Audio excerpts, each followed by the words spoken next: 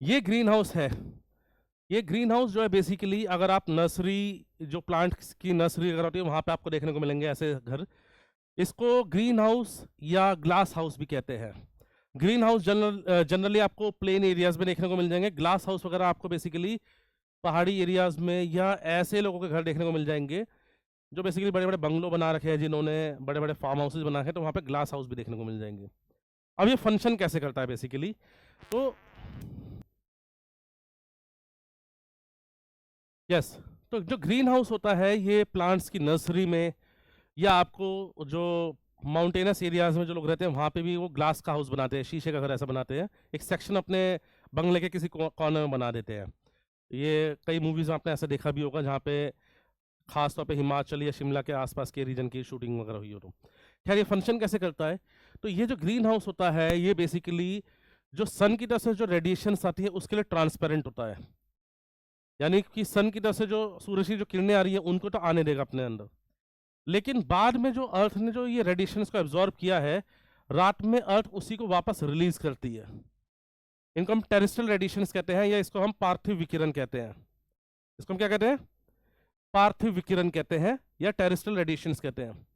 तो ये जो ग्रीन हाउस होता है बेसिकली सनलाइट को आने देगा, लेकिन जो टेरेस्ट्रियल रेडिएशंस है उनको जाने से रोकेगा। नतीजा क्या होगा कि इस ग्रीन हाउस के अंदर सराउंडिंग एनवायरनमेंट के कंपैरिजन में temperature 7-8 degree Celsius 10 degree Celsius तक ज़्यादा हो सकता है सराउंडिंग एनवायरनमेंट से। ठीक है, बिल्कुल वही चीज़ जो है हम अर्थ के कंटेक्स्ट में आज की डेट में देख रहे हैं, इसलिए हम बोलते हैं ग्रीन हाउस गैस है ये कार्बन डाइऑक्साइड। क्यों?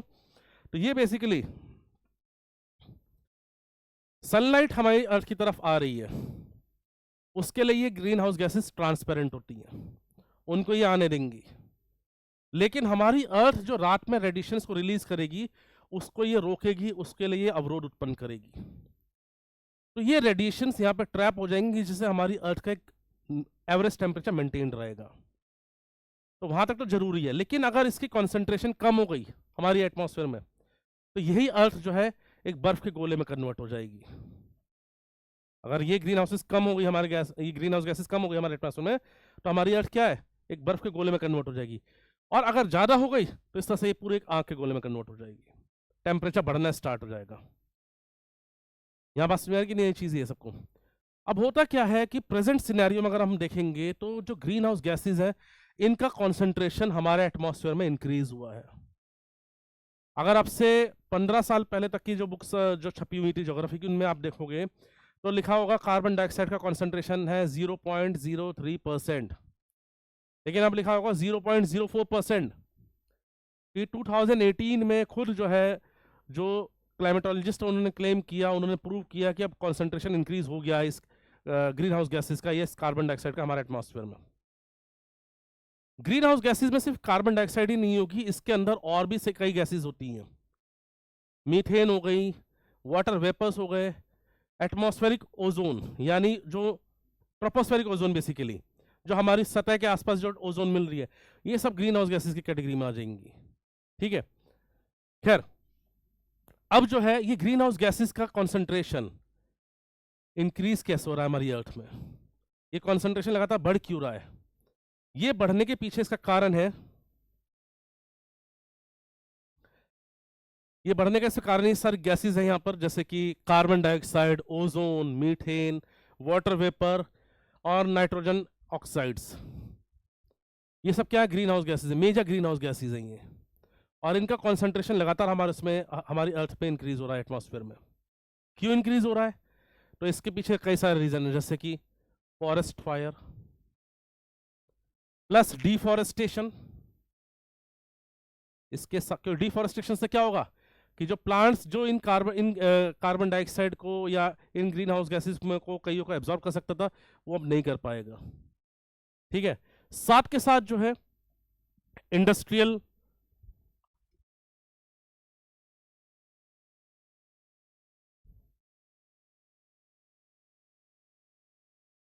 साथ के साथ कई सारी इंडस्ट्रीज, तो इंडस्ट्रीज से निकलने वाले फॉसिल फ्यूल्स के धुएं, ठीक है ना, इसके साथ साथ जो है कमर्शियल यूसेज पे हाउस होल्ड्स में यूज होने वाली चीज़ें, तो कई सारे इसके अलग अलग सोर्सेज है जिससे ये ग्रीन हाउसेज जो है लगातार, ग्रीन हाउस गैसेज जो है बेसिकली लगातार इनका जो है एमिशन बढ़ रहा है हमारे एटमॉस्फेयर में। जितना ज़्यादा ये बढ़ेगा उतना ज़्यादा ये ग्लोबल वार्मिंग को बढ़ाएगा। ठीक है, जितना ज़्यादा ये बढ़ेगा उतना ज़्यादा ग्लोबल वार्मिंग को क्या करेगा, ये इंक्रीज करेगा। इसके मेन सोर्सेज में आप देखेंगे तो forest fire incidents, factories, industries, फिर उसके बाद जो है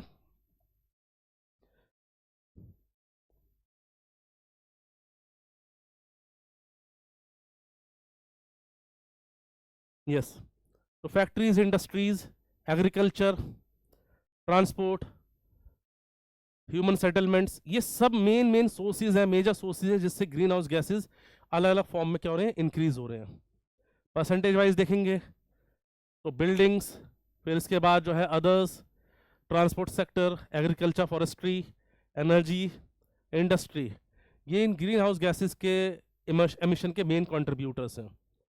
इसके साथ साथ कुछ नेचुरल प्रोसेस भी होते हैं जिनके थ्रू जो है ग्रीन हाउस गैसेज या कार्बन डाइऑक्साइड या कुछ दूसरे हाइड्रेट्स हमारे एटमॉस्फेयर में रिलीज होते रहते हैं। जैसे ये जो आपको दिखाई दे रहे हैं ये है मीथेन हाइड्रेट्स। ये सब क्या है, ये मीथेन हाइड्रेट्स है। ये वोल्केनिक सोर्सेज के आसपास ऐसे मीथेन हाइड्रेट्स होते हैं जो लगातार जो है स्मोक के फॉर्म में रिलीज होते रहते हैं, और ये भी जो है ग्रीन हाउस इफेक्ट को इंक्रीज करेंगे। और जब ग्रीन हाउस इफेक्ट इंक्रीज होगा या जब ग्रीन हाउस इफेक्ट बढ़ेगा तो वो क्या करेगा, हमारे ग्लोबल एटमॉस्फेरिक टेम्परेचर को बढ़ाएगा, हमारे पृथ्वी के वैश्विक तापमान में वृद्धि करेगा। जब हम पृथ्वी के वैश्विक तापमान में वृद्धि करेगा तो ग्लेशियर्स जो है बहुत तेजी से पिघलना स्टार्ट हो जाएंगे, और जब ग्लेशियर्स तेजी से पिघलना स्टार्ट होंगे तो पूरी पृथ्वी के, पूरी अर्थ का ऐसा कोई कॉर्नर नहीं, ऐसा कोई कोना नहीं है जो जिस पर इसका इफेक्ट नहीं पड़ेगा। जैसा ये यूरोप को पहले का दिखा रहा है कि कैसा है, और आगे चल के फ्यूचर में ये सब एरिया यूरोप का जो है ये पानी में डूब जाएगा हमेशा के लिए। ये सब एरिया इस चीज को दिखा रहा है। इसी तरीके से अफ्रीका का करंट मैप ऐसा है, लेकिन आगे चल के जब सी लेवल बढ़ेगा, लगातार समुद्र का जल स्तर बढ़ेगा, तो ऐसी कंडीशन में क्या होगा, ये सब एरियाज जो है पानी में इसके डूब जाएंगे। यहाँ पे इंडिया भी आएगा, अभी ये आ गया, तो आप देखोगे कि अभी इंडिया ऐसा दिखाई दे रहा है, लेकिन आगे चल के फ्यूचर में जब ये सी लेवल बढ़ेगा तो कई सारे कोस्टल इलाके, कई सारे ऐसे एरियाज होंगे जो पानी में डूब जाएंगे, जलमग्न हो जाएंगे। ठीक है, पूरी तरह से सबमर्ज हो जाएंगे वाटर में, और वो कुछ ऐसी कंडीशन देखने को मिलेगी हमें। नॉर्थ अमेरिका के साथ भी यही कंडीशन होने वाली है। तो सी लेवल लगातार इंक्रीज हो रहा है। सी लेवल इंक्रीज होगा तो submergence of coastal countries, coastal states, coastal cities, कई सारे ऐसे देश हैं जैसे कि मॉरिशियस, सेशल्स, मालदीव्स, ये आइलैंड कंट्रीज हैं ये। ठीक है ना, ये सारे के सारे पानी में डूब जाएंगे। ये इनका तो अस्तित्व ही खत्म हो जाएगा। इन सब एरियाज का तो कुछ पार्शल एरिया पानी में डूबेगा, लेकिन ये कई सारे ऐसे देश भी होंगे जिनका अस्तित्व ही, जिनका एग्जिस्टेंस ही खत्म हो जाएगा।